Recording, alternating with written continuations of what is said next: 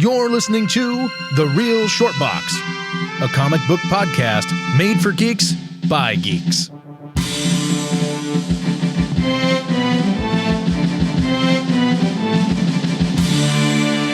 Hello, everybody. Thank you for tuning in and listening to The Real Short Box.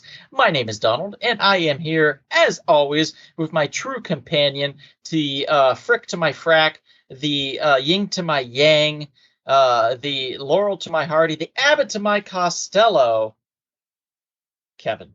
Thanks for being here, Kevin. And I am also accompanied with one actor, Janet Lee Rodriquez. Thanks for being here. Also a true horror fan. Another very big horror fan and professional wrestler, John Catheline. Thanks for joining, John. Absolutely. Thanks for having me. Of course. John! And to round out our horror just festival here, our horror orgy, speaking of, we have Phil Mucci from Diabolic Comics. He's creating Orgy of the Blood Freaks, the Dario Bava series that is just fantastic. So thanks for being a part of this, sir. Always a pleasure to have you on. Sure. And we're talking about recipes for horror. We're talking about things that go bump in the night and why we like that. What makes a perfect horror film? Now, I know we've kind of broached this subject before, but never with this class of people that are just so stewed and rich in the horror universe. I think this is a fantastic way to do this. So, what do we think, guys, as far as a horror film is concerned? What are some of the ingredients that need to go together to create this classic recipe? Does it change per decade? Is there something that's universal across the board? What do we got? Well, number one, I would think, and this cuts across, the last 110, 120 plus years of cinema, atmosphere. You have to establish atmosphere when you have a horror film. That's very, very, very important. If you don't have atmosphere, it's just not going to work. That makes me think of something that Alan and I were talking about on Horror Guys, too. We were talking about there's a ton of Halloween films, not just the movie Halloween, but just per se. But there's not a lot of films that capture the Halloween essence, like October in a film. And for me, if you're doing something like that, when it looks like Satan's Little Helper, it takes October and makes it look good in that movie. Trick or Treat obviously takes that. It makes it look good in that movie. Halloween is very much represented in those movies, And another one I thought about too was like music. You look at, you hear the Halloween theme, you hear the Jaws theme, you hear the Jason's little, whatever you want to call it, melody or whatever you want to call it. Exactly. Exorcists. You know that when you hear that, some shit is about to go down. So, and the music almost becomes a character of its own in the movie. So I think I love those two things. Yeah, exactly. That kind of stuff just. What was the that stuff just grabs you, like Tabernacle of the Bells. Tubular Bells. Yeah, Tubular Bells. Yeah, is always haunting now. Yes, very much so. And like I said, it kind of becomes its own character. I will agree with both of these gentlemen and say, like, beyond that, I mean, atmosphere is cinematography and direction too. It's like lighting and like creating like. In a horror movie, a lot of movies now, they're lit like TV shows. Everything's very flat. There's no attitude or direction to a lot of the lighting, and that makes it clean. Yeah, it's very clean, and it's just for consumer concerns of like, I can't see. It's too dark in the shadows.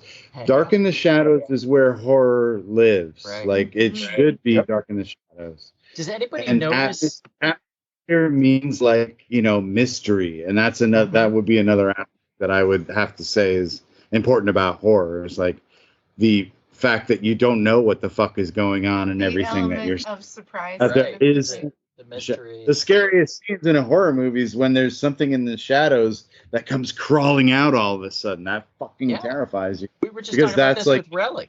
Your lizard brain is like, this is the scariest shit. That's a predator, Yeah. We were just talking about this with Relic and how the creepiest or the scariest parts in that film were when we didn't really see the creature. It was where was the creature at, and down in the sewers when people would disappear, they'd get sucked down under and stuff. I mean, that's a classic trope, but it still works to this day, and it works Still effective. very effective. Yeah, it's a very well. I think that's what is essential about horror. There are some current event existential things that can affect our perception of horror, but it's essentially a survival instinct inside of us. And one of the benefits of horror films as catharsis is like we experience that fear, but we survive, you know, and like that's like a great thrill to us. And that's why horror movies are like aphrodisiacs too, because there's kind of that like, oh my God, we're all gonna die, and like Date movie. Oh my Ultimate God, date let's get it on. You know, like yeah, there's like that tension and release kind of effect. I think good horror and good comedy are built like literally on some of the same structures of human emotion, you know, where you build up and you explain something and people are like, oh yeah, what does this have to do with, and then the punchline comes and you're like, oh my God, you know, like it has the same level of like base human experience. We have to deal with it. It has to be reconceptualized for the time we live in, but you know, and also, it's essential that it those things. And also, much like comedy, horror and the scares, it's all about timing. If the timing's off, you're screwed. It's all about timing. I mean, it has to be. That's why I'm so upset that the Academy, for example, you know, that does the Oscars and other, you know, organizations don't give these good horror movies their credit, because it's hard. Just like a good comedy movie, it's hard. So many things have to work. A lot of comedy is not represented in the categories either, correct? No. Yep. Right. Yeah. Yeah. They don't have comedy. Sadly, it's drama. Yeah. Yep. Pretty much. That's why it's such a joke that it's like, oh, this is an Oscar bait movie. You know, it's like, and you know what they're doing, especially a biopic. If you do a decent biopic, you're automatically going to get. You're talking about the Weird Al Yankovic biopic, Kevin? I heard that's pretty good. I want to see that. Because it's like not a biopic. It's a Weird Al kind of biopic. It's Weird Al's made up biopic, yeah. Like that he made exactly. up, which sounds amazing. I'm all in for it. I can't wait to see it. Same here. Yeah, I think it's going to be spectacular. Going to what you said, Phil, on cinematography, when I think of like Psycho by Hitchcock, you know, Hitchcock movies, how they get so close in to Janet Leigh and you can't see everything, but you see that, you know, shower curtain open. You see a shadow of the knife. You don't see the knife really stab her, and then blood down the drain. Yeah, all that kind of stuff. You know how censored he got with that? God. Like they were very emphatic about like, no, can't show her naked body. Do this, but it made you it. Can't you know, show that. You can't what you show don't this. show. He had to fight the hardest for the toilet swirling flush scene. Oh, yeah, you can't show it. No, that's the first time you ever saw that. Is what Hitchcock and like the greats do. That's harder than. I get that people like gore and, you know, whatever, you know, like I want to see the bloody effects, and that it took them so many shoots, you know, so many times to get that take that was perfect. But it also is like, I don't need, like when I was younger, I was like more into that. As I'm older, I much more appreciate the artfully told story where my imagination is already like giving me the most horrible version of like the violence and that's happening. And that's not really about the gore. Psychologically, it's about like caring about the characters in the scene and being empathetic and the story. And that's something that as a filmmaker, I feel like I'm working towards, you know, like I don't think I've ever actually achieved that kind of level like Hitchcock did of that kind of thing. Because we are all raised with like a love of spectacle. I mean, I was like a kid who loved I saw Star Wars in the theater when I was really young, when it first came out. You know, I'm that old, you guys. Oh my God, really? Oh my God, I thought you were like 32. I'm 53, dude. Get out of here. Very young. Wow. You don't look Donald looks older than you. I thought Donald was older than you. Sure. Oh no, dude! I'm like a vampire, immortal, awesomely gorgeous. 1969. You were born in 1969. I was. Nice. Wow. Dude, I agree with that though, because like I think sometimes the less you see, the more it makes you think, and that's when your mind plays tricks on you like that. That's scary, man. I agree. It's really scary. I agree. That's it is. It takes us back to what we were. It takes us back to we were talking about Donald too, about like how we were when we were kids, and we were walking through like the woods or something, and you hear that noise, your mind starts playing tricks on you. Yep. And it makes you wonder what the hell is going to happen. You know. I think that's the greatest thing about horror, guys, is the fact that it doesn't matter where you're at. You could be in a basement, an attic, somebody's garage. You can be in the woods. You could be in the city. You could be at a swimming pool. You could be in the ocean. It doesn't matter. Something could be there to get you. Yeah, I mean, something could always be there to get you. It's that's the fantastical thing about it, is that it's a shared paranoia. Like it's that dark part of your brain. There's a predator out there that's going to collective psychosis in the dark. You know. Yeah. Some of the creepiest stuff in movies can make you think, like you said, no matter where you are, it puts you in that scenario. Like, oh shit, you know, that could happen to me right now. Or hey man, I'm standing over here. You're in the shower. You think, oh shit, is Norman Bates gonna open the shower curtain and try to stab you? Like, it makes you wonder, man. It's like, it's just how it is. Yep. Or is there stuff a like spider that makes you think. that's gonna drop down on you? Yeah. Because I like to call that the Mission Impossible spider that just dangles down while you're taking a shower. I hate those little fuckers. Or another Hitchcock movie, The Birds. I mean, something like that. Imagine a bunch of birds coming to attack you out of the blue. It's like, whoa, what's going on here? That's scary. Kind of like The Birds is like a 9/11 movie. Yeah, it really is. It's like like to Americans, like holy shit, what the fuck, you know? But Cujo, you know, a cute little dog, just getting all vicious on you. Oh, that's right. Okay, or even something simple, a car, Christine. Kevin, when you said the birds, I thought you said the burbs, and I got really excited for a moment. Well, that's true. The birds. That's also a thing where the people next door. Donald is my kind of dork. Hey man, we all have those crazy ass neighbors at one point, right? Well, you know what? Yeah. There have been plenty of horror movies about that too. The creepy neighbor next door. You have no idea what he or she has going on. So yes, absolutely that works. Not. Absolutely. People under the stairs is kind of that. You know, it's like, oh, they look like the perfect middle class white couple. No. They are the exact. I mean, you could find out you have a vampire living next door to you right now. You never know. You never know. Mind your business. You see something going down. You see a coffin. You mind your business. Like, sir, I saw absolutely nothing. You continue on about what you do. Exactly. I mean, like, you could take Kevin's approach, or you could take what I always feel is just nose around too much. I've always been that person that I'm too curious for my own damn good. And that's why you end up dead in those situations. So I'm either going to be the hero or I'm going to be the guy that dies first. It's one or the other, and like each scenario could differ. So you won't be the hero, Donald. I can assure you, you will not be the hero. Your rear window. You will be the victim. You will be the victim. Corpse number one. Yeah. Exactly. You will be the victim. In that case, I'm very white though. So if it's a Fright Night scenario, at least Jerry would call you first and tell you. You know, that's true. Yeah, he would call me first. Yeah, right. He'd let you know. He'd say, "Hey, you know, this is nothing compared to what I'm going to do to you tomorrow night." You know, like he'd let you know. Exactly. You have time to get the hell out of there before that happens. You know, so at least you have that setup. You know, right. And with me, I'm a Jerry. You know, I'm one of the smart brothers out there. You know, I'm gonna keep my nose out of your business. It's like you're a smart young man. I'm like, thank you, sir. Kevin, you are that lady in Scream 2 yelling at the screen. No. I'm not going out like Jenna Pickett Smith. You are 100%. No. You get him into a movie theater. This motherfucker can't keep quiet for a minute. I haven't seen that one. Yeah. First of all, that's messed up. They didn't even make it to the credits. Believe you me, I'll be past the credits. Okay. If you say so. There's no way I'm getting killed. You would not have been. There's no way I'm going to make it. I'm not getting killed. He's getting LL Cool J and Halloween H2O. There you go. He's gonna make it all the way to the end. All the way to the end, baby. There you go. He's more like or even better, Anaconda. Anaconda was on my list too, but I didn't make it to the top 20. I was trying to be like legit about it. I liked Anaconda.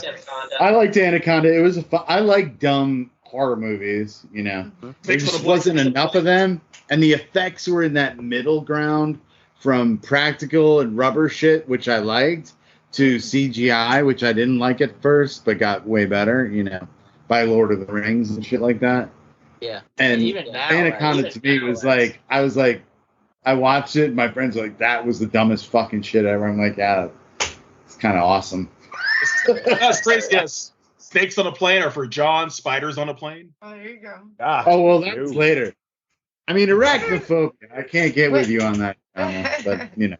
What I just thought of was like Texas Chainsaw Massacre, where these kids go out into the middle of nowhere. Is Children of the Corn. That's an idea where you're going on a trip or something somewhere, an area that you're not familiar with. Yep. And there's these weird people there. Like back hills. That is a great part of the recipe. Deliverance. Yeah. Right. Recipe for horror. Yeah. You get so is like out. You don't know what this the journey is into about. the unknown. Yeah. Mm-hmm. Yeah. Like, I was where are we just going? I was just in West Virginia in Point Pleasant, and I was visiting because the Mothman. The Mothman Museum's there. Yeah. So I went to it. Right, I went to the That's Mothman great Museum. shit. I love those stories. Right, and I went to it was like a liquor store. I went to a liquor store, and there was this dude there, and I was telling him I was there for that, and he was like, "Oh, my grandma's in the documentary," and I was like, "What?" And he was like, "Oh yeah, she has pictures." He's like, "That motherfucker's real." And I was like, "No." And he's like, "Yeah, that little shit's about 4 feet tall." And he's like, "But his wingspan is what scares the shit out of you." He's like, "It's like a moth's wings, but it's like huge. It's like Whoa. it's like 2 of his bodies on each side that equals his wings." He's like, "It's just huge." And he said he would come out and like hang out in the trees and shit in her backyard and stuff. He said it was nuts. Oh my God. And I was like, "What?" And he's just like it's normal conversation. I'm losing my goddamn mind. He's like, "It's normal conversation."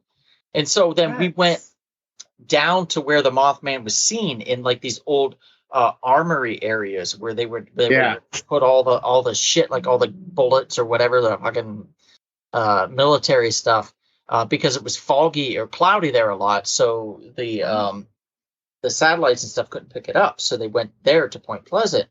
And so we started to go into them. And this is deep out in the middle of nowhere, guys. And we park and we're walking and we find our first one, and it's kind of cool. And there's some shit on the walls that people spray painted and stuff. And then we get to we're on our fourth one. When we hit the fourth one, that has like the reverse like pentagram or some shit, and it's got like a goat sacrifice picture up on the wall. And then the Mothman is on the floor in a circle with some symbols that we didn't step into, by the way, because we've seen all these goddamn horror films. Like, that's when we stopped and we were like, okay, it's like about 20 minutes before it gets dark. We got to hike back. This is where in horror films, most people would keep going. We need to leave. Right. So we left. But yeah, that shit is legit scary as fuck. You get yourselves into those situations. And that's the thing. You can do it so easily. It's the stumble into these types of situations. That's another recipe, another part of that. Yep. That it's the Accidentally ill intentions. Yeah. You're suddenly in way over your head, Right. and you had no idea that you were going to be. Yeah. Yeah. I mean, that's the mystery surprise part. Yeah. Mm-hmm. We're also you have to make It's in that there, decision to either be a smart or be a dumbass, and like you said, keep going. Or like, yeah, I'm gonna just turn around and go back. I'm not messing with that shit. Right. I agree with you, man. Also, what about the horror movies where you're not sure if someone's losing their mind or what's happening is really happening? Yeah. So you think That's Candyman. That is Candyman. Yeah. You know, like, oh, if she's really, is she the killer? is she is delusional? Yeah. Yeah. Which Shining? I think it should have made her the crazy white bitch who lost her fucking mind and was killing people. I didn't like that the movie left it where it did, but that's my personal taste. But I do agree. The thing that frustrates me about that trope, though, specifically, Kevin, is like, as a viewer, I don't want to get fucked with by the filmmaker. I want them to play fair. Right. And they mostly don't play fair with are they crazy or not? Are they mentally ill? Are they suffering schizophrenia or something? Or they're having delusions? Yeah. And usually the directors don't play fair with that. And they cheat all over the place. Doesn't give you a chance to like solve the mystery. Yeah, they're not being honest, so you can't really figure it out on your own because they're fucking with you. And that to me is annoying about that. And it's the same reason I don't like the Rashomon type things where it's like, only one thing happened in this movie and you're going to see it from 5 different perspectives. I get like, it's frustrating. And to me, it's condescending. It's like, be more artful. Don't fucking try to like, I don't know. And I'm saying that about Akira Kurosawa, but to me, it's tedious. He gets away with it. Nobody else can get away with it. Yeah. And that's like Happy Death Day, like is a modern horror movie. Right. And I like the first one. The second one, I could not even get halfway through the second one. I turned it off. So bad. I know the problem is that they tried to explain everything too much. They got too scientific. That's with it. the problem. But that's what we were talking about before. Mystery. Horror needs mystery. Yeah. And you don't need all the answers, Nope. I think a good solid story makes you want to puts you you're invested into it more. Like even a good solid character makes you if you don't like an entire cast, if you don't like an entire cast of characters, you don't give a shit if they die or whatever. Nope. Right. I felt that way about that new Hellraiser movie. I was like, the script's not great and these characters aren't that developed and I don't really give a fuck. And then it turned into like a slasher movie at that 1 hour point where these characters I don't really care about are running around the woods and these Cenobites are just chasing them slowly. And it was a slasher movie and I'm like, I don't know if I can watch the rest of this Hellraiser reboot. And I look at the time and it's like, there's another hour, 5 minutes left. And I'm like, I'm out. I just can't do it. I think the only person I really felt bad for in that one was the brother. That was it. Oh, yeah. Yeah, exactly. And he gets killed off like right away. Yeah, you're like, she's so unlikable. And you're like, the script is so kind of bad that you're bored. I was bored, by an hour into the movie. And then I have more than an hour left. I was like, okay, I'm checking out. But my buddy in my business loved the movie. He's like, I think it's really good. Oh, God. Compared to the other sequels. And I'm like, yeah, but compared to the other sequels, that's a really low bar. What about, too, you guys, the idea of, like, somebody like in Halloween where maybe he has a reason that he's killing and also, he's unstoppable, or a supernatural force that you don't know why. It just keeps killing and killing and killing. I think the supernatural force is the unstoppable force. Right. I think those really go hand in hand. It's like Michael Myers now, to me, has ascended to a supernatural status because he no longer is somebody that can be killed. Jason was elevated to, like, zombie other guy. Or just, I can't think of an example, but versus the idea... or versus the idea, if you guys can think of an example of someone, maybe a serial killer where you know why they're doing it, like for revenge, versus a supernatural killer where you're afraid because you don't know why they're killing. The only example I can give from that would be, depends on who's telling the storyline. Obviously, we know that Halloween is a very choose your own adventure type horror film because you find out, okay, in Halloween 78, Michael's just a normal guy. But then, like, as they progress, as she says, basically in Halloween Kills, the thorn. Yeah, exactly. The more he kills, the more he transcends. But then you see Halloween ends, and it's like, what the fuck happened then? Like, how do you explain that? Right. So I guess really it just depends on who's telling the story. I think it's more scary to me to think that, okay, this dude can take bullets and he can be caught on fire. He can be shot. He can be stabbed. He can be anything under the sun. But he gets right back up and kills like 20 more people in the entire town right there. That's creepy as shit because how do you stop him?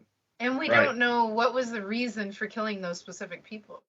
The only thing you can go by from what they told you in the storyline was he was after his family, basically. Now that stopped, and then it went a whole different route after that. It almost so it was. I think scary to me. That's ultimately Halloween's biggest flaw is the fact that they've stopped and gone a different direction too many times. It's created this issue that unless you're a true Halloween fan that can break it down and understand every aspect of it, as a casual viewer, it gets extremely confusing. Yeah. Mm-hmm. That's me. I will literally break it down for people. Like if they don't know, I'm like, here's exactly what happened. Me too. Yeah, man. Like I don't hate the new one. I can't say that I hate it, but I have problems with it. Right. But I've also taken time to explain to people, like, here, if this is what you didn't like about it, I'm not trying to change your opinion. I'm just trying to give you a different outlook on it and say, well, look at it like this. Yeah. And then they either look at you and say, it still fucking sucked, or, okay, I get what you're saying. Are you talking about the newest one, John? Yeah. Yeah. Oh, Halloween okay. Ends. I haven't seen that one yet. I need to see it too. John, honestly, I haven't heard anything good. I've only Mm. heard bad things about it. Like, It's, Me too. No, you're It's slightly better. It's slightly better Yeah. than Halloween Kills. Slightly better than the last. I couldn't even finish the last one. all I'll say to you guys that haven't seen it yet, Evil there was some Christ. very there were some very bold decisions made. I'll give it that. Yeah, Very that's bold true. decisions. They did try something they- different. I'll give them credit for that. And the only other thing I can tell you is the whole what they had tried to say beforehand before we even saw it was we were all going to be pissed. Think Halloween 3, and that's all I'm going to say. And then you'll kind of understand a little bit why people are feeling the way they do. And that maybe given time, if you watch it a couple more times, maybe it will kind of catch on. You know? Okay. Did you like it better than Halloween Kills? I did actually a like little Kills. bit. A little bit. For the only reason why I think I really enjoyed both of those was this. Like, okay, obviously Halloween 2018, Halloween Kills took place the same night, storyline wise. So, Right. and basically, which is the same formula of Halloween 78 and Halloween 2. So he basically just made these same movies over again. Halloween Ends is Halloween 3. That's basically what it is. Yeah, 4 years But later.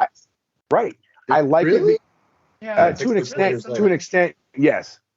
But what I liked about 2018 was you got Laurie's story, you got Michael's story, but then you jump the same night and you're seeing now the other survivors of Haddonfield and that had those same issues with Michael 40 years later too. And here they are on another side of town at a bar celebrating themselves and Laurie. And then they find out what just happened. And it's like you're getting all of that in one night. And it's one big jumbled story, but it kind of made sense though. So I like Kills. So you're saying it's like watching, what is it, Kevin? The James Bond ones. It's like watching Quantum of Solace and Casino Royale. Casino back to Royale. back. Yeah, they kind of It's they kind of blend together. It's like watching those two Mhm. back to Okay. back. could You get have to them do it confused in your because mind. we watched them separate years later, Kevin and I, Mhm. and Okay. Janet watched them back to back. Janet loved it. She thought that they were actually the Not Quantum of Solace Casino, was really good comparatively because it kind of wrapped up what Casino was building. Right, yeah. So she preferred Right. that one. But Kevin and I had seen the space in between, and we were like, wow, Quantum is a far inferior film Right. to Mhm. Casino. So we enjoyed Casino more and hated Quantum. But when we went back and watched, watched it with it. her Enjoyed it more. together, we enjoyed it more. So I think that makes sense to me. Because with Quantum the of Solace Halloweens- is better, squished closer to Mhm. Casino Royale. Yeah. Casino Royale is bloated, though. It is not. Thank you. just A a lot of bit. drawn out shit in that is like, oh, Now, look, Phil, we're making I hope you don't think it's better than Die Another Day, because Donald thinks Die Another Day was great, and I hope you don't think Masterpiece. that's a great one. Masterpiece. We had fun with that one, Diana. I love agreed. Die Another Day. Yeah. What? I do. You're the same. Oh I my hate God. the CGI in it. I hate We're the like, CGI in it. Yes, me Donald too. and I are also on the same page about Deep Rising and a bunch of other terrible shit. So funny. this should not be surprising. Die Another Day. And you're was a New Yorkers a too, sir. hilarious, How can this be? over the top Roger Moore style James Bond movie to me. And I was like, this is utterly amazing trash. And I love it. I mean, you're two chicks fighting with swords in a B-52 bomber as a laser is blowing up. I mean, Jesus Christ. Fucking genius. Ice cars, invisible spy cars fighting on a That's so glacier. funny, yeah. Yes. Glacier Ice Palace. I mean, what? Yep. What's not to love? It's And The I mean- World Is Not Enough is actually better. The one before that one. no. I kind of liked all the Pierce Brosnan ones because I was like, these are the Roger Moore ones. These are dumb as fuck. Yeah. And there's Except for spy- Goldeneye. Except for Goldeneye. And Goldeneye is genuinely a really good one. Yeah, I mean, I think even though it was originally written for Timothy Dalton, but yeah. no, and I like the Dalton ones too, but it was a little bit too serious. Like Really? Dalton, I don't know. I have to watch them again because I'm cheesy. I love cringy shit. You know, I love it. You know, if it entertains So me, Moonraker, so I bet you like Moonraker, because this guy, he loved Moonraker. We thought it was hilarious. I fucking love Moonraker too. Yeah. Do you hate Moonraker? No, we. I mean, it's okay. Moonraker is okay. Although I do kind of find it silly with Kevin's- Jaws. My So favorite serious. Roger Moore ones are The Spy Who Loved Me, Moonraker, and that's basically those are my favorite. See, Roger for me, Moore. it's The Spy Who Loves Me, Live and Let Die, and For Your Eyes Only. For Your Eyes Only is good too. That was him shifting to be more serious, you know. Well, shifting back to serious, because Live and Let Die, that was like back to serious. Yeah, correct. Was Roger Moore ever in a horror film? Oh, actually, I think he was. I'm trying to think which one he was. He was like in a horror movie, I think, back in the day. Dude, I think might have been everybody's done horror. Like anthology horror film, but I'm not sure. Huh. I had a question too for everybody. If you were making a horror movie, you know how in some of them, I can never think of an example. Somebody's like playing a record in the movie and it's some creepy song that's like on repeats. Would you guys do that if you made a horror movie? Oh, I guess it like a 1960s song that you think is really innocent, but it's like the record gets I would actually what's that goddamn from Kill Bill? I did write a story about that. Yeah, the Disney ride. Disney ride? Yeah, it's a small world. Small world. Thank you, Kevin. That is creepy. That is creepy. That is creepy. I would do it because it's scary. Yeah. Look what Halloween I wrote a story for Mr. Oh, sorry, John. Go ahead. Oh, I was saying, look what Halloween 2 did for Mr. Sandman. Like that. That's right. That isn't a creepy song by any means, but you hear it, you obviously relate right to Halloween 2. So it makes it creepy, you know. Yeah. Roger Moore. I wrote a story treatment where "You Belong to Me" was the LP that it was like would bring this witch back to life, and then the movie The Nun, not The Nun. There was a sequel to The Nun. It was like in the Abbey where the nun. Yes. It was retro and it was like in the 50s and the guy, Anyway. And they had that song in that movie, and I was like, shit, they already used it. What was it called? Oh, creepy. Yeah, it is creepy. I think it was House of 1,000 Corpses when he's it slows down and he goes to shoot the cop, and it's with Slim Whitman. I Remember You, and like, dude, just the use of that music though, right there. And then when it pauses for that second, I was in theater watching that thinking they screwed up the movie, and I'm getting pissed, right? I'm like, I paid for this. Why is this pausing? There's like this pause, it seems forever, and then he shoots the cop. But it's just the song that goes with it. Again, a song that you wouldn't think would be creepy sounding, but they made it sound creepy because of that scene. Right. Or it's like a ghost. It goes like it's like messing with the electricity, and then you hear that as like the record player cranks back up or the stereo. Like I've seen a couple movies like right. Sorry, it was Nun. It was the movie The Nun, which was like a Conjuring sub, like spin-off movie where we learn the backstory of the nun, and it takes place like in the 40s or something. And there's this abbey where all these nuns are being possessed by this evil spirit. So it's cool. That movie is really cheesy. That's a much later movie. It's a cheesy movie that a lot of people hated, but as a older guy who loves retro Hammer and Italian stuff, I was like, it's kind of cool. It's like in an abbey where all the nuns are like fucking being possessed by this evil spirit and fucking people up and and taunting people in it. And there's corpses and awesome like ossuary. What is it? What do they call it? Where they have the bones? Ossuary or anyway. But like great scenes of all these like crypts and ossuary or whatever. And it's a sick movie. It's also dumb. So that's okay. So we have a lot of elements that we've discussed. Before we wrap this up, does anybody have one more that they want to throw in? Yeah, I got one more. We kind of touched on it a little bit, but just the concept is very realistic and scary.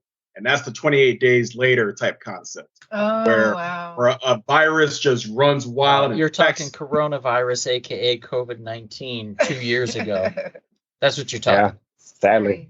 Well, yes. If it wasn't, Kevin, if it wasn't the coronavirus itself creating the zombie apocalypse, it was the vaccine. Oh, yeah. That would create. Well, we talked We talked about that. You were saying, well, Kevin, I was waiting for everyone else to take it first before I took mine. I did wait. I waited a while because I was nervous. And then I flipped it on you. I said, well, what if the later versions of the vaccines were the ones that turn you into a zombie? Then what? And I said, oh, fuck, I think, and then shit myself. I think that's what happened. Yeah. Yeah. So that the whole virus type thing, Outbreak was big. Oh, yeah. It's not a horror Outbreak. film. It's like a drama thing. Yeah, thriller, the monkey. Yep. But it has a lot of horror elements to it because it's Cabin Fever unknown. is another Yeah. one. Yeah. Yes, like the virus exactly. that's flesh eating and it moves really fast and it spreads right away. Mm-hmm. You know.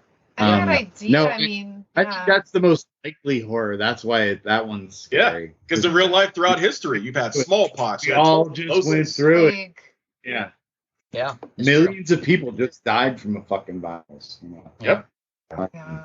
And So continue it's to. much Yeah. more relatable. And it's this like invisible horror, you know. Yep, That's you why can't it's see so it. scary. Again, Can't the see it. unknown, Yep. whether microscopic or just out there. If it's gonna kill you or not. No. Or... I think we mentioned It Follows. It's before. kind of like the thing too, where it's Yeah. like the polar ice caps are melting, and what's going to be revealed from Yes. that, you know? Yes. Exactly. Oh, it wasn't an asteroid Exactly. that found the dinosaurs. It was this fucking alien virus that turns everybody into spider monsters. Also, you like know? what happens when we're in all survival? Our terrible side of our human nature going to take over, and we're going to kill somebody That's a for good that point. food, or are we going to definitely. be Yep. sweet to that person and protect them like you're in like That's a World lot War of II? I'm killing somebody. I'm Yeah. killing somebody. Humanity, if COVID was a test of humanity by Oh an my alien gosh. race, they learned like we suck and we're gonna kill Yeah. each other. Yeah. Just fucking like To be make the selfish, virus to eat stronger some of the next toilet time. paper. They'll all be gone. Yep. Yeah. Dude, Absolutely. we couldn't. We were fighting over fucking toilet paper. So Yeah, let so alone this selfish. yeah. Yeah. Seriously. Like We're people done. ripping the arms off the If Cabbage this Patch was an dolls in the experiment- 80s. Yep. So I No, think it that's was, gonna, that was the most depressing thing of the whole fucking Yeah. thing. Was Yeah. like, Not Wow, we people who suck. weren't banding together. yeah. No, and there was a Yeah. lot of that. A lot of that. But mhm. I think we're gonna wrap this one up. Thank you guys. Thanks to John. Thanks to Phil. Thanks to Janet. Yay, Kevin? thank you, Donald. Thanks for being here, guys. Thanks for being a part of the podcast and what really works in a recipe for horror. And we have a live podcast that we do every Monday, usually every Monday at 7:30 p.m. Pacific time. Get on YouTube, follow Rumble Spoon Productions. You can find us there. We also do our audio podcast that you're just listening to right now all over the web. You can find us on pretty much every audio podcast platform. We do have a few sponsors, Half's Hot Sauce and Splattered Frog. Go to their sites, check their stuff out. Please, highly recommend it. Diabolic Comics, check them out. Go to Phil's site. ProfessorDarioBaba.com. Yes. There we go.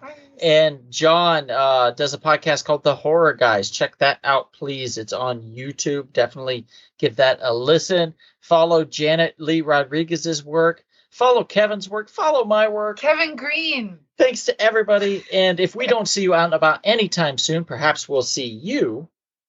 At the distressing, disturbing, and perturbing comic book shop. This has been The Real Short Box. We'll see you at the comic shop. Thanks for listening.